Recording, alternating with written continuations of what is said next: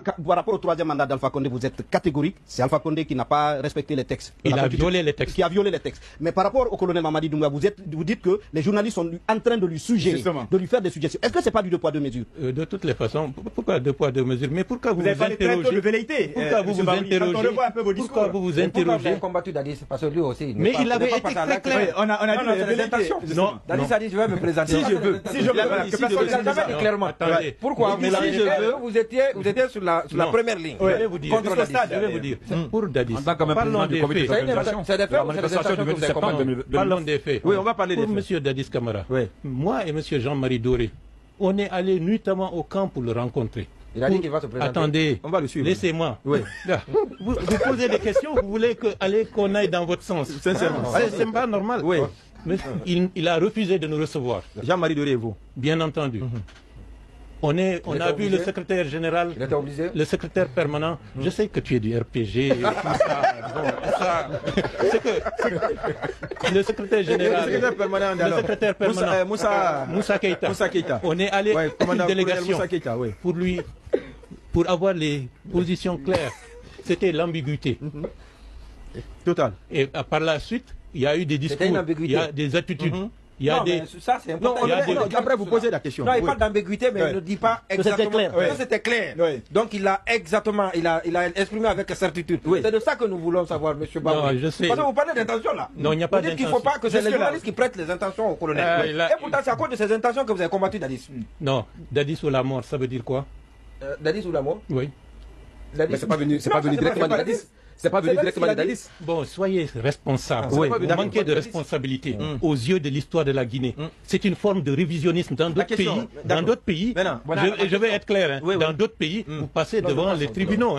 D'accord. Ça, c'est une remise en cause de l'histoire de la République de Guinée. Maintenant, une petite question. Monsieur, 10 ou 12 points, les étapes à remplir pour le retour à l'ordre constitutionnel. Les 10 points ou les 12. Est-ce que selon vous aujourd'hui, leur évolution sur le terrain garantit le retour à l'ordre constitutionnel à la date indiquée? Parce que jusqu'à maintenant, l'avant-projet de la Constitution qui devrait être disponible au mois d'avril, nous sommes en fin septembre, le document n'est toujours pas disponible. Vous dire, si on peut s'écouter. Et si vous pensez que le colonel respecte ses engagements de départ? Il ne les a pas...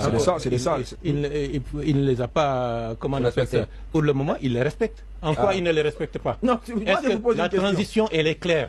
Et moi, je vous dis, vous êtes responsables, vous, les journalistes. Ah bon? C'est vous qui êtes en train de cultiver cette histoire. Il va rester, il va s'amuser. Non, vous êtes en train de faire comme si ce qui est impensable...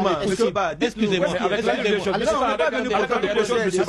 Ce qu'on a assisté par exemple à l'accueil et ce qui s'est passé à New York, est-ce que pour quelqu'un qui est dans l'esprit de respecter ses engagements et de faire la transition, est-ce qu'il devait se comporter de ça? Vous vous amusez avec des mots, vous faites comme si c'était du théâtre, la vie nationale, il ne va pas respecter. Mais la charte, elle est claire. L'engagement vis-à-vis on n'a pas dit qu'il ne va pas respecter. Est-ce qu'il va respecter? On n'a pas dit qu'il ne va pas respecter, M. Ba. Oui, allez-y. Vous dites que la charte... Lorsqu'on s'amuse à se poser des questions, à jeter le doute sur des possibilités de ne pas respecter des engagements faits à un pays sur la Bible et le Coran, et comme ça passe comme monsieur, vous êtes en train de faciliter les tâches des démagogues. Vous-même, par rapport au troisième mandat, vous-même, vous vous êtes interrogé, vous avez interrogé le manque de lisibilité dans le processus. Vous devez être clair.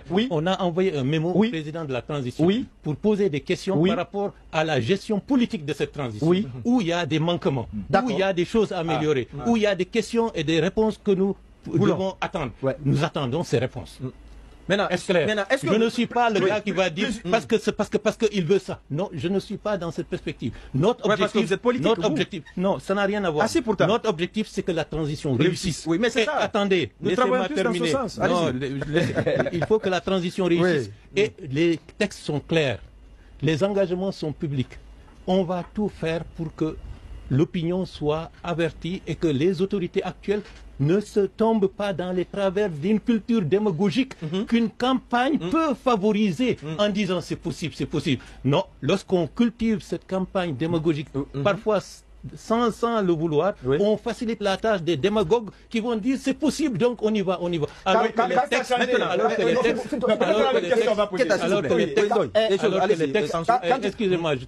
les textes sont clairs, la question du retour à l'ordre constitutionnel a été abordée dans les coulisses des Nations Unies, avec le secrétaire général des Nations Unies, avec la secrétaire générale de l'OIF, avec d'autres responsables. C'est ce qu'on vous a dit?